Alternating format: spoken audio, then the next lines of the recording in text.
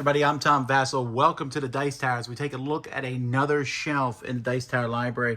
And here we are at shelf 20D. Now I said this is my IP-centric rack here, rack 20, and it still kind of maintains that truth here. We see Attack on Titan, The Last Stand. This is a competitive game, one versus all, in which one person plays a giant titan from this show, which is about essentially giants eating people and then people fighting against them. That's a very simplification of it, but this is a pretty good. It's a light one versus all game, but I think a lot of people will enjoy it. Then we have a cooperative game here, Apollo, the NASA moon missions. If you like historical, the space program, that's what this is. You can go to the moon. There's 2 different missions in the game.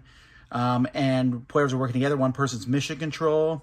It's a very interesting game. Should be sold in museums. Bob Ross, The Art of Chill. I don't know anything about that other than that Bob Ross is super popular these days. Bad Bones.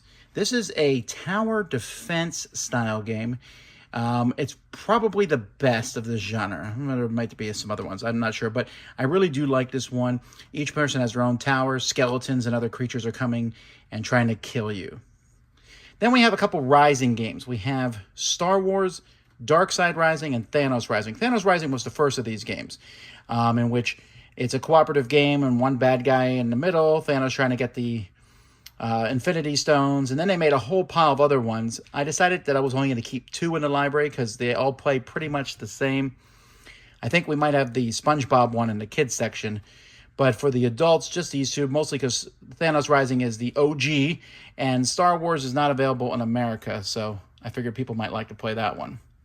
The Night Cage, this is a scary, scary game. I mean, it's as close as a board game can come to being spooky, where you're stuck in the darkness, again, cooperatively trying to get out. This game has some very strong thematic nature to it. The Captain is Dead. This is another cooperative game in which the captain just died. You're a bunch of people in a ship trying to keep the whole thing from falling apart. There's a lot of these that are out there. This is the original one, and I don't know. I don't know how much people like this one. Then we have a series of games here, the 10 Days series. Now, I have 2 of the new ones, 10 Days in Europe and 10 Days in the USA, and then one of the original versions from Out of the Box Publishing, 10 Days in Africa. 10 Days in Africa was my favorite of this genre. Mostly, I don't know, I just like the African continent map. But these new ones are nice, and if they make a newer versions of the original ones, this is kind of like mixing Racco with a board with some geography thrown into it. It's a really good thing. No one's talking to you, Siri. All right, so now we have the Golden Ticket game. This is based on Willy Wonka the Chocolate Factory or Charlie and the Chocolate Factory, depending on if you're a reader or watch TV.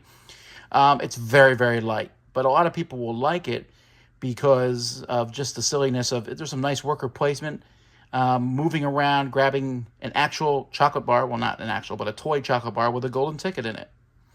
Summer Camp. If you're looking for a introductory deck building game, this is the one to get. Very much recommend it. It's just moving down a bunch of paths and trails, building decks. You use different types of cards depending on what game you play. Easy to play, teach, set up.